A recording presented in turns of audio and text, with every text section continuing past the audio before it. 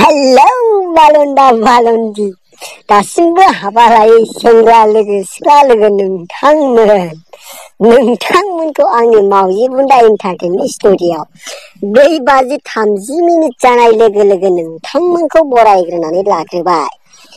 नै मावजि बुन्दा बोराया माखासे असदा खौरांफोरखौ नोंथांमोननि सिगाङाव लानानै फैलायबाय।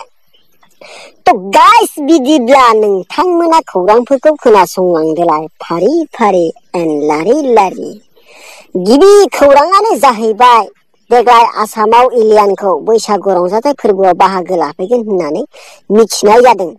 खौराङाव मोननाय बादिब्ला जोंनि बिटिआरआवबो फैगौ बैसाग दाननि 1 खालाराव क'क्राझार जिल्लानि फ्लाइअभारनि ग्रिनफिल्ड प्लेग्राउन्डआव फैगोन। बिनिखायनो जाय बिथांमोनहा एलियानजों मोसाफागोन बे बिथांमोनहा XY2-Q गामा बिसा डेल्टा ... .comआव मोसाफागोन होननानै मेसेज लिरहरनांगोन होननानै जोंनिसिम खौरां सफैदों। होख्रेमफारा गामिनि जुगु बसुमतारिनि खानाय लान्थाया रज'फिनबाय। खौराङाव मोननाय बादिब्ला बिथाङा लामाजों थाबायलांबाय थानाय समाव दाउब'जों खर' लान्थायाव खिला जानायनि खानाया रज'फिनदों होननानै बुंदों। बिनिखायनो जाय बिथांमोननि खर'आव खानाया रज'नो रोङा बेबादि सुबुंखौ दाउब'जों खिला जानांगौ होननानै जुगु बसुमतारिया गावना रज'फिननायखाय रायजो राजाफोरखौ खावलायहरदों।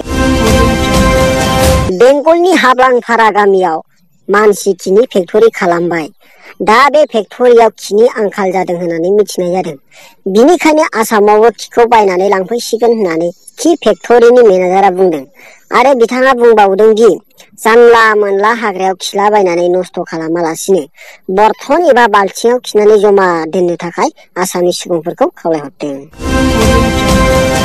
बिटिआरआव अमा फिसा आरो अमा बेदरनि खम जानायनि जाहोनानो जाहैबाय साफ्रोमबो मानसियानो अमा बुन्दि फिनानै गोबां जोनोम जाहोनायनि थाखायनो अमाया बुरजा जानानै दाम खम जादों होननानै मिथिनाय जादों। बिनिखायनो अमा बुन्दिखौ लायालासिनो अमा खासि लानो थाखाय आदार जगाय बिफाननि मन्थ्रिया बुंदों।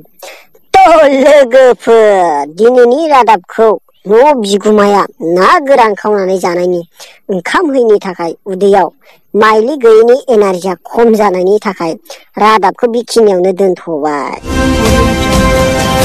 निउस फरायनायखौ नायनानै मोजां मोनदोंब्ला लाइक, शेयार, कमेन्ट लोगोसे चेनेलाव गोदानबा साबस्क्राइब खालामनानै लानो थाखाय खावलायहरनाय जाबाय।